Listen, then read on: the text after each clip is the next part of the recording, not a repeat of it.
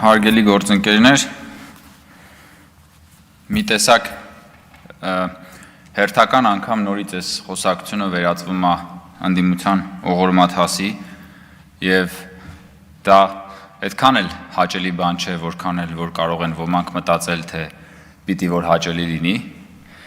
եւ ինչպես որ Սերժ Սարգսյանը եւ Ռոբերտ Քոչարյանը բոլոր հնարավոր առիթներով թողել են հայ ժողովրդին, Հայաստանի Հանրապետության քաղաքացիներին, փախել են Հայաստանի Հանրապետության քաղաքացիների առջև ունեցած պատասխանատվությունից, այսօր ահա նորից Ռոբերտ Քոչարյանը եւ Սերժ Սարգսյանը իդեմս իրենց խորհրդարանական խմբակցության նորից թողեցին եւ փախան պատասխանատվությունից, փախան քաղաքացիների առջև ստանձնած պատասխանատվությունից, որովհետեւ ավելի քան 300,000 մարդ իրենց քվե է տվել եւ ուղարկել է այստեղ ոչ թե պարազիտանալու Հայաստանի Հանրապետության հարկատուների հաշվին, այլ գալու եւ այստեղ խոսելու, այստեղ ոչ միայն կտրիչ ելույթներ ունենալու, այլ նաեւ կարողանալու լսել այն ելույթները, որոնք հնչելու են ի պատասխան դրա։ 2021 թվականի խորհրդարանական ընտրությունների ժամանակ Հայաստան դաշինքի նախընտրական ցուցակում Քոչարյանների կոնցենտրացիան բավական մեծ էր եւ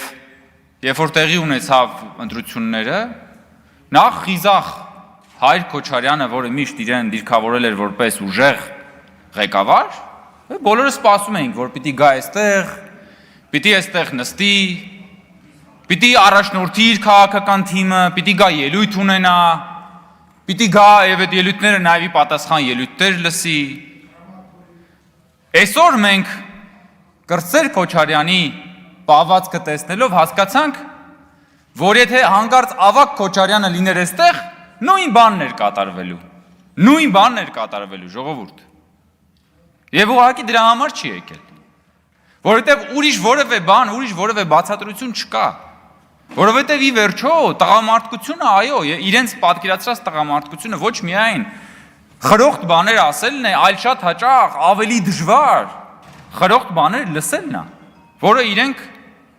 որևէ կերպ չեն կարողանում անել։ Եվ ինձ համար հոգեբանորեն շատ դժվար է ասել բան, եւ շատ բան ունեմ ասելու, որը հիմա ուղղակի չեմ կարողանում ասել, որովհետեւ չեմ կարող նայել նրանց աչքերին, որովհետեւ իսկապես դա մի տեսակ արդեն շատ է նմանվում գնացածների հետևից կամ լավը կամ ոչինչ տրամաբանությանը։ Բայց ես հույս ունեմ, որ մի օր իրենք այստեղ կլինեն եւ դրա մասին առիթ կլինի խոսելու։ Ասում է, մեր հարստությունը ինչը որ ունենք, ամբողջը բան է, հիմնավորված է, փաստաթղթերով հիմնավորված է, հա փաստաթղթերով դոլարային միլիոնատեր են փաստաթղթերով, չնայած իրականում ոնց որ թե հարյուրավոր մուլտիմիլիոնատեր են։ Եվ ասում է, դա փաստաթղթերով հիմնավորված է, այդ ոնց ախր էլի։ Որ ձեր երկուսի Զույգ Քոչարյանի համախառն ներքին ապուշությունը հնան ինտելեկտուալ գումարենք իրար, դուք սկի չեք կարա դրամային միլիոնատեր լինեք, ժողովուրդ, դուք նույնիսկ երբ որ ձեններդ կտրած է լինում, էլի տառասխալ եք անում, նույնիսկ երբ որ ուղղակի սուս եք մնում, դուք նույնիսկ քնած ժամանակ եք տառասխալ անում, դուք ո՞ս կարաք ասենք գաք ես երկրում պատերազմից հետո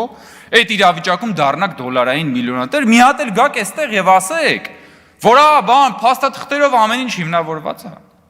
Եվ իրականությունը ո՞րն է այս վերջին մի քանի օրերի խորհրդարանական քննարկումների հիմնարար պատճառը հետեւյալն է, որ ապօրինի գույքի բռնագանձման թափանիվը անշրջելիորեն առաջ է գնում,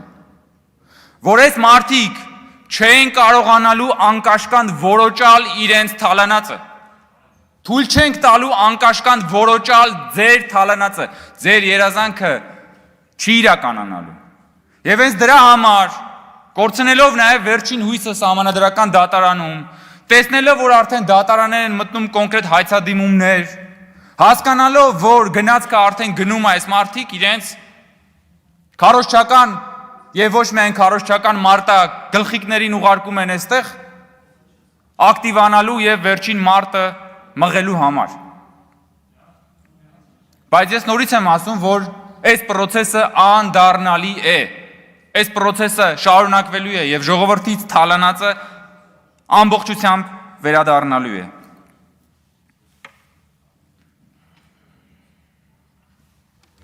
Ես ուզում եմ նաև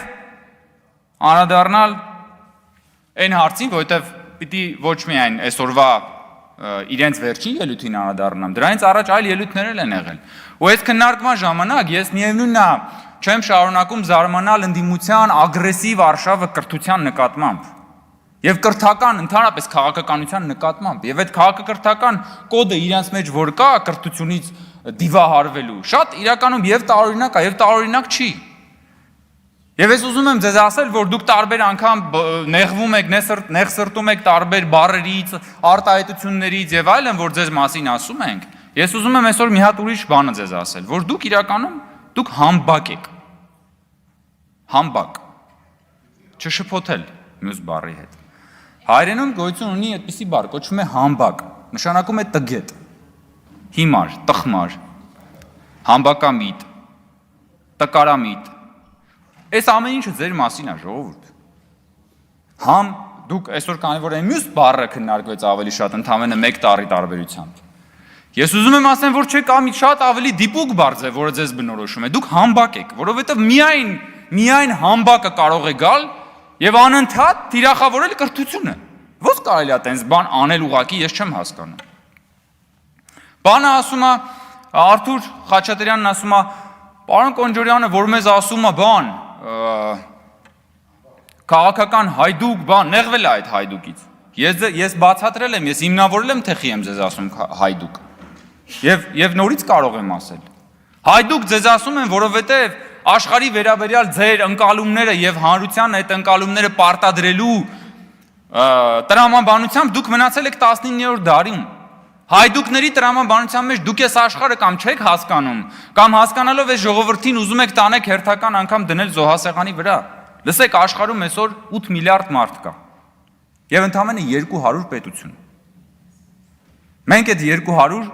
պետությունից մեկն ենք։ Լինելով ընդամենը, եթե հավատանք թվերին, 10 միլիոն ամբողջ աշխարհում։ Այսինքն մենք բնակչության թվով այդ 8 միլիարդի 1.100 քանի հազարերորդականն ենք, բայց իրականում մենք այդ 200-ից մեկն ենք։ Դուք հասկանում եք։ Եվ դուք մտածում եք, որ աշխարհը, ժամանակակից աշխարհը պիտի թույլ տա մեզ այդ 8 միլիարդի մեջ ընդամենը 10 միլիոնից ունենալ միանգամից 2 պետություն այդ 200-ի մեջ։ Լավ, բա սա չհասկանալը քաղաքական հայդուկություն չի։ Բա համբակություն չի սա չհասկանալը։ Բա դուք չեք հասկանում, որ սա աշխարհը թույլ չի տալու ոչ մի դեպքում։ Աստծուց կրակ եք ուզում։ Բա 600 տարի չունենալ պետություն, այդ ընթացքում ջարդվել, այդ ընթացքում ցեղասպանվել, հետո գալ եւ ի վերջո ունենալ պետություն, ու միանգամից մի հատ բարձր նշաձող սահմանել, որ միանգամից 2 պետություն ունենալ 200-ի մեջ։ Բա դա քաղաքական հայդուկություն չի։ Բա դա համբակություն չի։ Բա ուրիշ ոնց կարելի է սա մեկնաբանել, որից դուք այսքան նեղվում եք։ Ես ուղղակի Ռոբերտ Քոչանին ինչ էլ ասենք, քիչ է ժողովուրդ, քաղաքականապես նկատի ունեմ։ Որտեղ Ռոբերտ Քոչյանը այն մարդն է, որ նախ հայտարարել է, որ Հայաստանը տեսնում է միութենական պետությունում, հետո հայտարարել է, որ Հայաստանն է սկսել պատերազմը։ Որևէ պետության ղեկավար նախկին պատմության մեջ դժվար է գտնել, որ սեփական պետության դեմ սենց ցուցմունք տա, որ պատրաստ լինի աճուրդի հանել սեփական պետության ինքնիշխանությունը ժողովրդին։ Եվ հետո հիմա գալիս են այդ մարդկանց ներկայացուցիչները ու ստեղ նենց ինքնաբավ հրճվանքով բաներ են խոսում, որ մտածում ես լավ, այս մարդիկ ընդհանրապես իրականության զգացում ունեն, թե չունեն։ Ես նորից եմ ասում, եւ մենք դեռ շատ անգամներ ենք խոսելու այս մասին, ապօրինի գույքի բռնագանձման process-ը անդառնալիորեն առաջ է գնալու։ Այս ընթացքում անընդհատ խոսակցություն լինելու է, եւ ես ուզում եմ էլի ասեմ, ժողովուրդ, այդ որ մեզ տարատեսակ քննադատությունները հերիքա ասում են հերիքա նախկիններից խոսակ, հերիքա նախկիններից խոսակ, հերիքա նախկիններից խոսակ։ Հնարավոր չի միաժամանակ ասել Թալանացը հետ բերեք եւ ասել հերիքա նախկիններից խոսակ, որովհետեւ Թալանացը նախկինների Թալանացն է, ժողովուրդ ջան։ Եվ այդ նախկինները այսօր հելել են իրանց վերջին կռվին, որ այդ Թալանացը պահեն։ Հետևաբար եթե մեզ ասում եք Թալանացը հետ բերեք, դադարեցրեք ասեք նախկիններից